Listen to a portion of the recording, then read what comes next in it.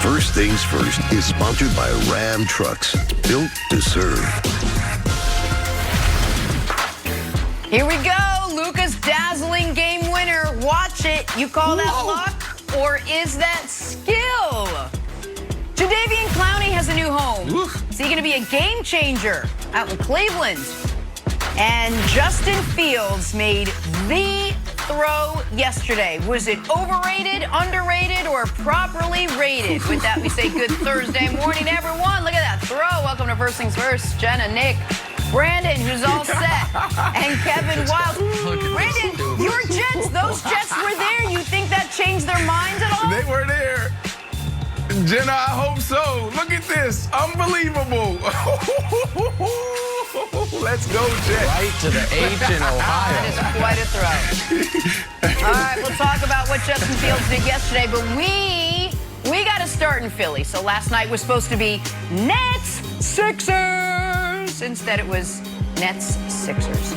Brooklyn with the unpopular decision to sit Kevin Durant last night. So no Durant, no Harden, no LaMarcus Aldridge, no Blake Griffin. And the Sixers took advantage. Joel Embiid took advantage, 39-13. Hey, this was actually a close game at the end, but Steve Nash went and sat Kyrie Irving for the final 8+ minutes, and the Sixers took the W. Here's Steve Nash on that decision after the game. A little bit, would have thought about it, but really, I didn't want to take the group out that was doing so well. They put their starters back in. I think I wanted to reward those guys for playing as well as they did. Kyrie was amazing for us tonight, but he also has had a few days off. I didn't want to put him back in and risk any sort of return to play injury. What? All right, Brandon, please explain. What did you make of Nash leaving Kyrie on the bench with a chance to beat the Sixers last night? Listen, some people won't love it, all right? Some people hate it. But the Nets showed their hand, Jenna. That's all that was, is them showing their hand last night that they're not worried about the regular season. What they're worried about is making sure they get these guys to the playoffs full strength. That's what they're worried about, because everything else is taken care of. We're talking about a team that's sitting right there behind the 76ers after last night's loss in the East. So they're right where they need to be. And Nick, buddy, I know you were watching the game. I wanted to call you. I was going to FaceTime you, but I wanted you to watch the game in peace. You were shaking in your boots. You were shaking in your boots. We're talking about 8 minutes left in the game, down 22 points, and you have our JV squad. No Harden, no LaMarcus Aldridge, no Blake Griffin. Right. You took Kyrie out the game, and these boys pull within 3.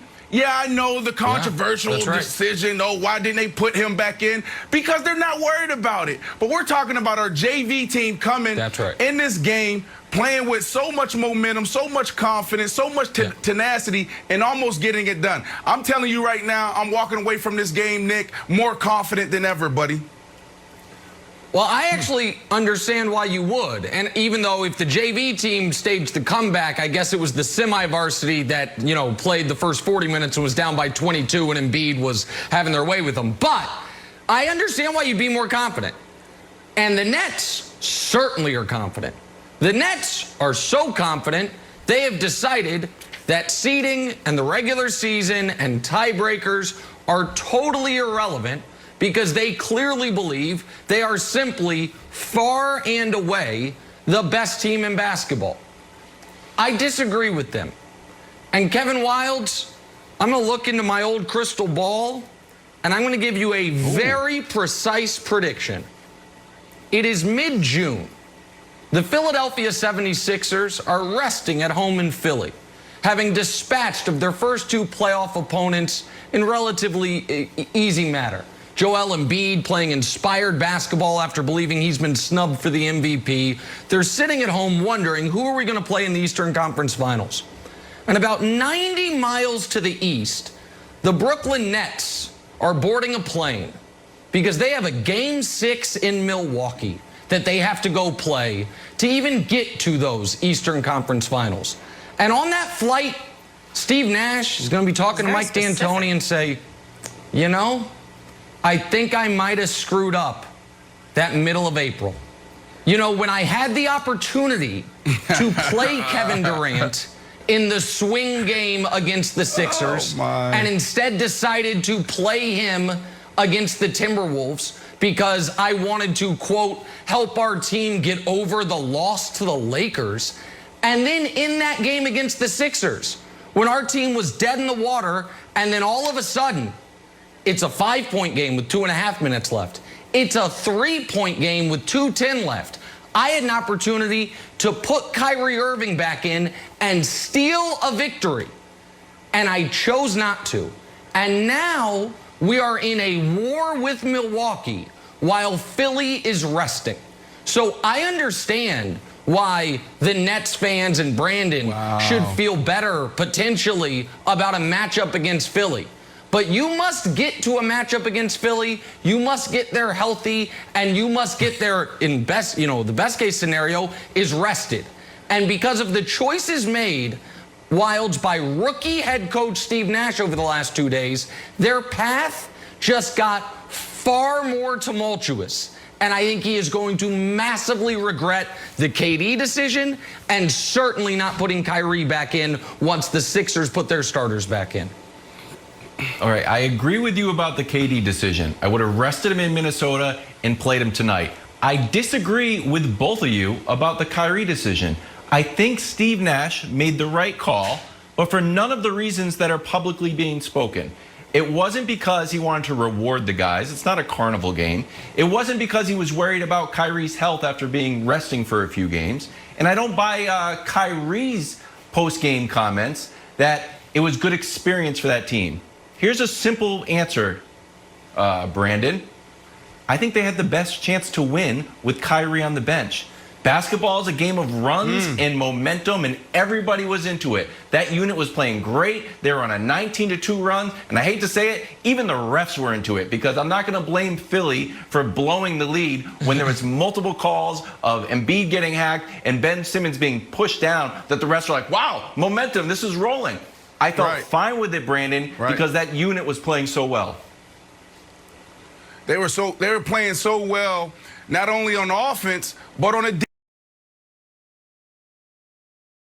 next 5-game stretch, we'll probably see that flop. You'll see that flip between who's sitting at 1, who's sitting at 2. I would say the Nets will be at 1 in this next 5-game stretch. And then you keep talking about Steve Nash as a rookie coach. Well, doesn't LeBron James coach? He's the general manager, the coach. We keep saying that the last 5-6 years with LeBron James. Well, Steve Nash is one of the greatest players to play the game, one of the smartest players to play the game. And who's sitting next to him on the bench? It's Mike D'Antonio. We're talking about 2-time coach of the year. Exactly. So, I hear what you're saying, but at the end of the day, they showed their cards, and what they're focused on is the playoffs. Last night, you need to be confident. Everybody should be confident in the Nets and be worried about the 76ers. Okay, so listen, I agree. Listen, Nash and D'Antoni, they have some great memories they can share on those team flights of when they were together and they had playoff failures together, and when they were separate and they had playoff failures separate. Like, they have both. It's like, hey, you remember that time when you were in Houston? Remember when we were in Phoenix together? Remember when we were the 1 seed and we ended up not getting there?